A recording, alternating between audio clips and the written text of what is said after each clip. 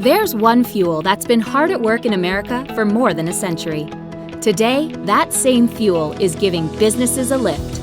It's driving fleets and entire industries in a new, cleaner direction. It's pulling more weight around the house than ever and helping families make ends meet. Propane is doing all of that. It's not news that propane has long been an important part of America's energy mix. What's exciting is how it's shaping the future. Clean propane is helping lead a low-carbon revolution in industries from landscaping to home construction, sparking innovations that will keep our planet cleaner for future generations. Its reputation for versatility and safety has put it to work in surprising places.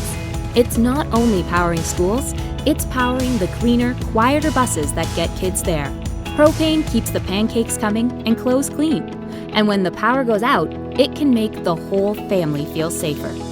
Just when you think you've seen it all, you find something else propane can do. So keep your eyes open. You'll find propane in the field and in businesses, in cities and across the country, getting the job done day in and day out. Then start thinking of ways to put propane to work for you.